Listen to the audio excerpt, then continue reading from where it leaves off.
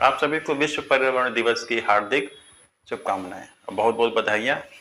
और हम लोग आपस में मिल करके आइए कसम खाते हैं कि इस पर्यावरण को बचाना है और जो प्रदूषण फैल चुका है उसको जो है खत्म करना, क्या उसको कम करना है धीरे धीरे। तो वो तो भी खत्म हो सकता है। जो प्रदूषण हो गया है, जो गलतियां हम लोगों ने की हैं, तो गलतियों को सुधारा भी जा सकता है। तो जानकारी के लिए बता दें कि अब की बार का जो पर्यावरण, ये विश्व पर्यावरण दिवस के अवसर पर जो थीम बनाया गया है, किसको टारगेट किया गया है, तो वह है प्लास्टिक प्रदूषण का अंत।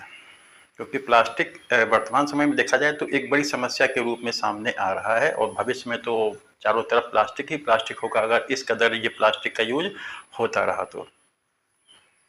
जैसे हम लोग के बचपन के समय में जब न्योता होता था, जब लोग खाना खाते थे शादी में या अन्य समारोह में, तो पत्तल आते थे, पत्तियों का बनता था और कुल्हड़ में हम लोग पानी पीते थे। तो सब कुछ जो है सड़ गल जाता है।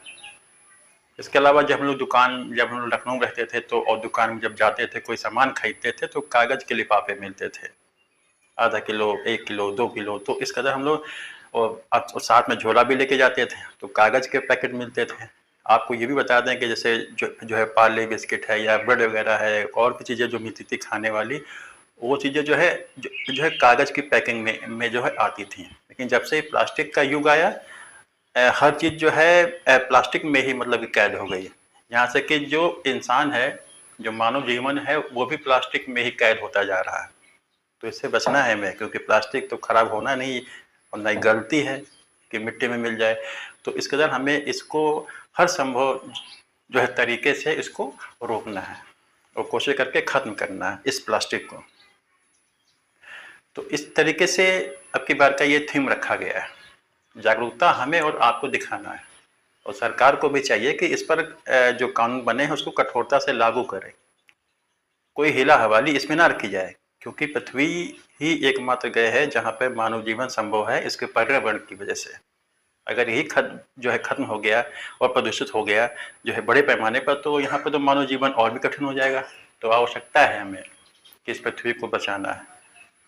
बहती हुई नदियाँ और घने जंगल, है ना, हवाएं, ये सब मानव जीवन के लिए बहुत आवश्यक है। तो हमें आवश्यकता इसी बात की है। हमें, अगर आप बहुत कुछ नहीं कर सकते हैं या बहुत नहीं करना है, तो इस प्रकृति को ऐसे ही छोड़ दीजिए। ये खुद ही अपने आप को रिकवर कर लेगी।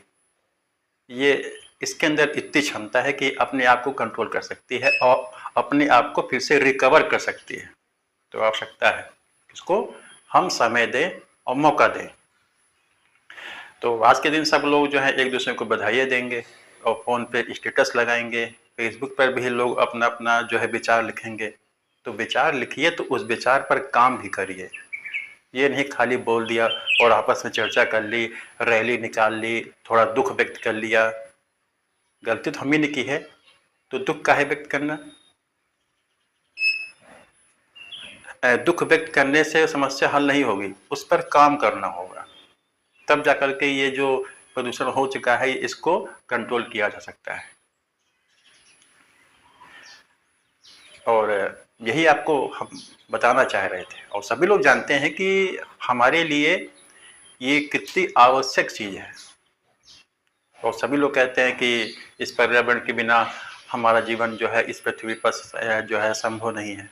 तो हमें बचाना है जल, स्थल और वायु को, ताकि जो इस पृथ्वी पर रहने वाले जीव हैं उनका जीवन लंबे समय तक संभव हो सके।